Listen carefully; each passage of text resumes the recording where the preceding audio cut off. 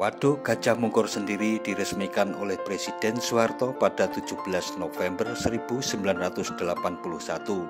Kala itu, Presiden Soeharto menandatangani batu prasasti sebelum menekan tombol yang diiringi deburan air pada aliran-aliran pembuang waduk.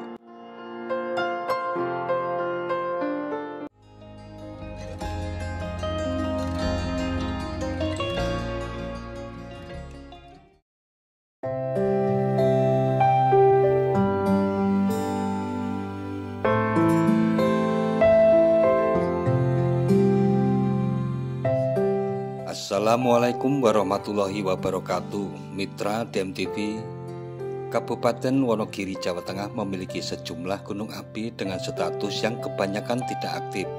Wonogiri memang terdiri dari puluhan hingga ratusan pegunungan yang terbentuk dari erosi gunung api Jawa Purba. Salah satunya adalah Gunung Api Purba Gajah Mungkur yang berada di Kecamatan Selogiri.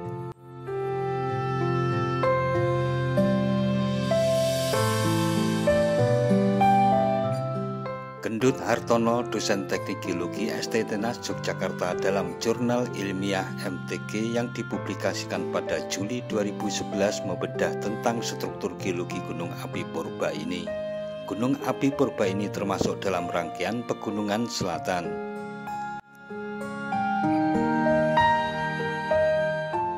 Umur vulkanisme Gunung Api Purba Gajah Mungkur berkisar antara Oligosen akhir hingga awal Miosen tengah.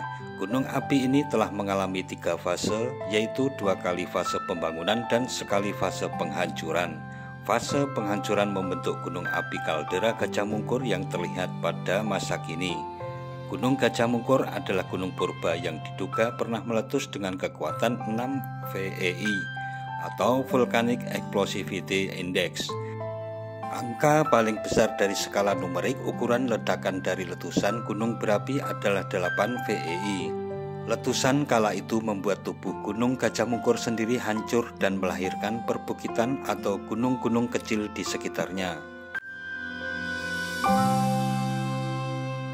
Nama Gunung Api Purba ini kemudian dijadikan nama waduk besar yang membendung sungai terpanjang di Pulau Jawa, yakni Bengawan Solo.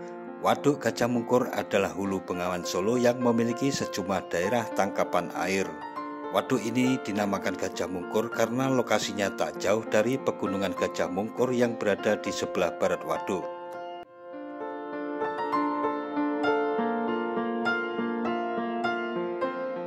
Waduk Gajah Mungkur sendiri diresmikan oleh Presiden Soeharto pada 17 November 1981. Kala itu, Presiden Soeharto menandatangani batu prasasti sebelum menekan tombol yang diiringi deburan air pada aliran-aliran pembuang waduk.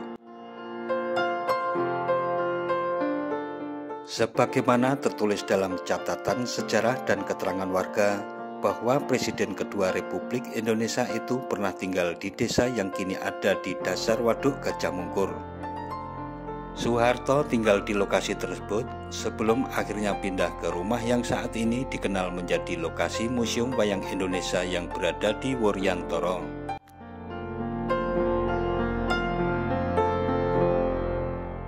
Di depan bangunan Museum Wayang Indonesia ini juga masih terdapat papan bertuliskan Padepokan Pak Beitani, serta pada bagian belakang bangunan masih nampak sumur tua yang masih terawat dengan baik serta dipercantik dengan bangunan beratap yang bersebelahan dengan ruang terbuka yang difungsikan sebagai taman belakang.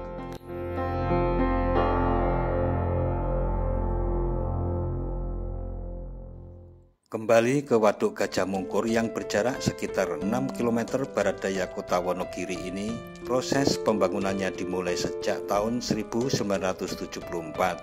Waduk ini adalah satu dari 4 waduk besar yang dibangun dalam proyek Bengawan Solo.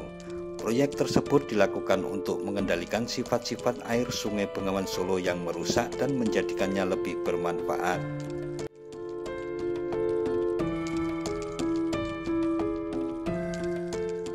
Untuk membangun waduk ini, tidak kurang 51 desa ditenggelamkan dan lebih dari 13.000 kepala keluarga dipindahkan karena tanah serta sawahnya tergenang air bendung. Sebagian besar dari mereka transmigrasi ke Sumatera Barat, Jambi, Bengkulu, dan Sumatera Selatan. Pembangunan waduk ini melibatkan cukup banyak orang, yaitu sekitar 2.800 pekerja, termasuk 35 ahli dari Jepang sebagai penasehat. Anggaran yang dikeluarkan untuk pembangunan waduk Gajah Mungkur ini tidak kurang dari 55 miliar rupiah, diantaranya 34 miliar rupiah dari APBN dan sisanya merupakan bantuan pemerintah Jepang.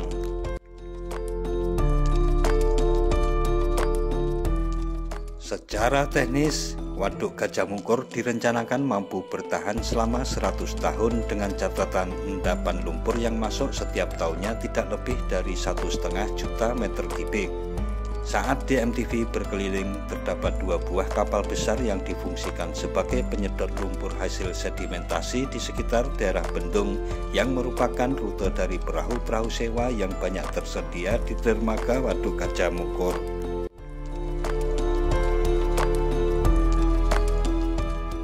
Dengan tarif sebesar Rp150.000, wisatawan dapat berkeliling di sekitar bendung dan di antara kapal-kapal pengeruk lumpur tersebut. Dengan daya tampung 750 juta meter kubik air, maka Waduk Gajah Mungkur merupakan waduk terbesar di Jawa Tengah dan salah satu yang terbesar di Indonesia. Selain berfungsi sebagai pencegah banjir, sumber irigasi, dan juga tenaga listrik, Waduk Gajah Mungkur juga menjadi salah satu objek wisata ikonik Kabupaten Wonogiri, Jawa Tengah. Beberapa fasilitas turut melengkapi objek wisata ini, antara lain area parkir yang sangat luas, warung-warung makan, panggung hiburan, perahu sewa, dan lain sebagainya.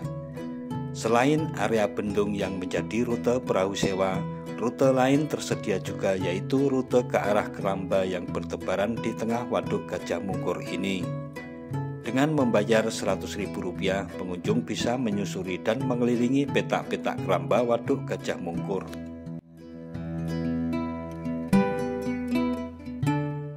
Area keramba ini menjadi sentra pembudidayaan ikan nila baik oleh investor lokal maupun asing, yang salah satu penanam modal asing di Waduk Gajah Mungkur ini adalah Aquafarm Nusantara yang memiliki setidaknya 240 petak keramba jaring apung.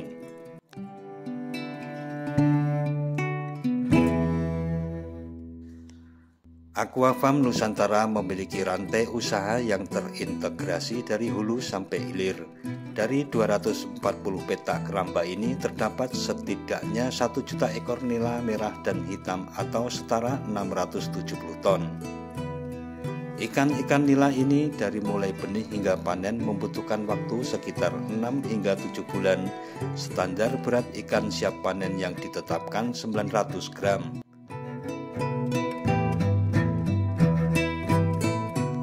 Dari Wonogiri, Aquafarm memasok rata-rata 6 truk seminggu ke unit pengolahan di Semarang untuk diolah menjadi filet oleh para pekerja yang terampil. Tiap truk berkapasitas 1,8 ton nila hidup. Dari pabrik pengolahannya, sebagian besar ikan diekspor ke mancanegara, terutama ke Amerika Serikat dan Eropa. Sebagian kecil juga diekspor ke Singapura, Taiwan, dan Kanada. Hingga akhir tahun, produksi panen nila Aquafarm di Jawa Tengah tercatat setidaknya 5.000 ton.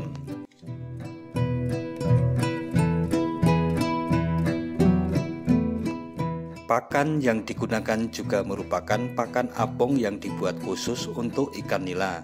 Tujuan utama penggunaan pakan apung ini adalah untuk memastikan agar pakan tersebut dimakan oleh ikan dan tidak tenggelam dan tidak mengotori dasar danau. Di samping daging ikan, kulit dan sisik ikan dapat dimanfaatkan untuk bahan kosmetik. Kepala dan dagingnya dimanfaatkan untuk makanan, sementara organ tubuh lainnya dimanfaatkan untuk keperluan produksi biofuel di pabrik pakan. Pada petak-petak keramba ini kita bisa menyaksikan juga sekawanan burung kuntul jenis kuntul kecil. Berdasarkan undang-undang, burung kuntul, kerbau, dan kuntul kecil tidak boleh diburu, ditangkap, dipelihara, dan diawetkan. Pelanggar aturan tersebut diancam pidana penjara selama 5 tahun dan denda paling banyak 100 juta rupiah. Kontel-kontel kecil ini memiliki ukuran tubuh rata-rata sekitar 60 cm.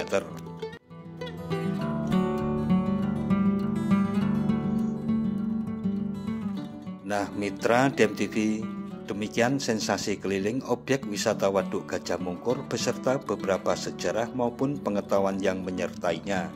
Jangan lupa subscribe dan tekan tombol loncengnya agar tidak ketinggalan dengan video-video terbaru dari DMTV. Sekian dan wassalamualaikum warahmatullahi wabarakatuh.